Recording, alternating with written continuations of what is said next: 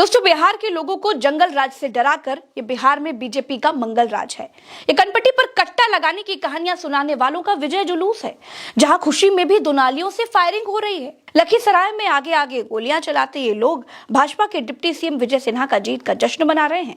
आगे आगे ये बंदूकधारी गोलियां बरसा रहे हैं और पीछे पीछे भाजपा के डिप्टी सीएम विजय सिन्हा चले आ रहे हैं। प्रधानमंत्री चुनाव में लोगों को कट्टे से डरा रहे थे। चुनाव के बाद उन्हीं प्रधानमंत्री के डिप्टी सीएम के जुलूस में बंदूकों से फायरिंग हो रही है। हर फायरिंग के लिए भारत में कानून है। खुशी का इजहार करने के लिए आप गोली बंदूक नहीं चला सकते।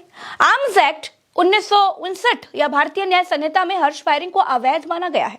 ऐसा करने पर अधिकतम 2 साल तक की कैद है, 1 लाख रुपए तक का जुर्माना है, या फिर दोनों भी हो सकता है। अगर हथियार लाइसेंसी है तो लाइसेंस तुरंत रद्द भी हो जाता है, और अगर अवैध हथियार है तो उस मामले में तो सजा और भी कड़ी हो सकती है, जैसे उम्र कैद भी दी जा सकती है। लेकिन भाजपा के डिप्टी सीएम के लिए फायरिंग हो रही है, इसलिए इनके ऊपर कोई कार्रवाई नहीं होगी। कानून भाजपा नेताओं के आगे घुटने टेक देता है और आजम खान जैसे लोगों को बकरी चोरी, मुर्गी चोरी जैसे आरोपों में भी जेल में सड़ा देता है। संविधान की कोई धारा भाजपा नेताओं पर लागू नहीं होती। यही फायरिंग अगर विपक्ष के नेताओं के लिए हुई होती तो पुलिस अब तक इन बंदूकधारियों का घर घेर चुकी होती। कानून इन लोगों के खिलाफ आतंकवादियों जैसा बिहेव करता।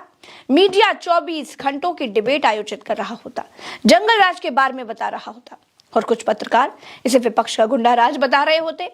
वो कह रहे होते कि विपक्ष के लोग विजय जुलूस में फायरिंग करते हैं, इसीलिए बाकी की जातियां इनसे डरती हैं, इसीलिए उनको वोट नहीं करती। विजय जुलूस निकाल करके इतनी गोली चला रहे हैं, पूरी सरकार में कितनी गोली चलाएंगे? ये थ्योरी समझा रहे होते कि 4 हुल्लड़बाज लोग 4 लाख वोट प्रभावित करते हैं। विपक्ष के बड़े नेताओं को अपने समर्थकों को समझा कर रखना चाहिए। इतनी हुड़दंगी ठीक नहीं है भाई।